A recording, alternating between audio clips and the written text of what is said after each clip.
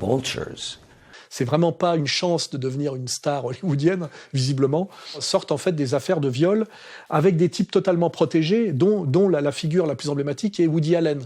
Cette fausse valeur du cinéma juif de gauche américain, fausse valeur, parce que franchement, quand je regarde les films soi-disant drôles des années 70, ils le sentent pas beaucoup, et les films soi-disant néo-bergmaniens de la période prétentieuse le sont pas plus. Au seuil d'une révélation, les auteurs de confessions comme Woody Allen battent en retraite et se parodient eux-mêmes, comme s'ils voulaient désarmer la critique en la prévenant.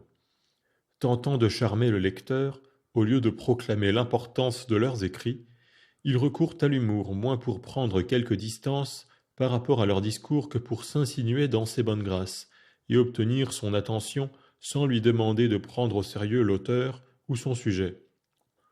Dans ses parodies de la pseudo-introspection, Allen amoindrit son ironie par une surabondance de ses plaisanteries dont il possède un stock inépuisable. La confession permet à un écrivain honnête, comme Exley ou Zweig, de nous donner une description poignante de la désolation spirituelle de notre temps. Mais il permet aussi à l'écrivain paresseux de se complaire dans le genre de révélations impudiques sur soi-même qui, finalement, cachent plus qu'elles ne découvrent. Les pseudo-aperçus de Narcisse sur sa condition, habituellement exprimés en termes de clichés parapsychiatriques, lui servent à détourner les critiques et à refuser la responsabilité de ses actions. Christopher Lasch, La culture du narcissisme.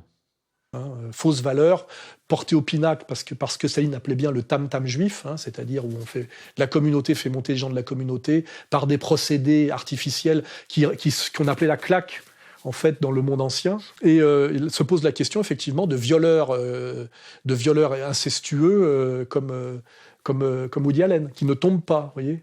I was taken to a small attic crawl space in my mother's country house in Connecticut by my father. He instructed me to lay down on my stomach and play with my brother's toy train that was set up. And he sat behind me in the doorway, and as I played with the toy train, I was sexually assaulted. As a 7-year-old, I would have said he touched my private parts. Mm-hmm. Okay. Which I did say. All right.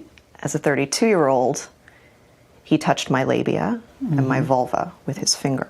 Là, on est dans le dur, là. Il serait temps que le peuple se fâche et qu'on s'occupe, que les élites légitimes s'occupent un peu de cette oligarchie qui fonctionne sur des valeurs totalement inversées. C'est-à-dire qu'ils sont des prédateurs et des ennemis de l'humanité au sens le plus profond du terme, que ce soit sur le plan du rapport capital-travail ou sur le plan de la chose la plus laide, et qui est l'abus sexuel sur les enfants, dont je rappelle, maître Thierry Lévy faisait l'apologie ouvertement chez Tadi. Que faites-vous sinon brandir sans cesse le bâton de la morale?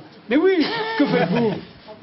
Sur les enfants, la beauté du sexe sur les enfants. Il y a une espèce de chape de plomb qui tombe, comme ça, qui tombe de boucles blondes, n'est-ce pas, sur l'ensemble de la société, qui vient interdire tous les comportements un peu différents, un peu anormaux, mais bien sûr, et alors là, chaque fois, on revient à la pédophilie. Que j'ai bien connu aussi, maître Thierry Lévy. Je salue d'ailleurs, si elles sont encore vivantes, les sœurs Lloyd Le Bailly. Pour les initiés, ils verront que je connais tous ces sujets de A à Z, et que je sais à quel point tout ça est vrai. Voilà.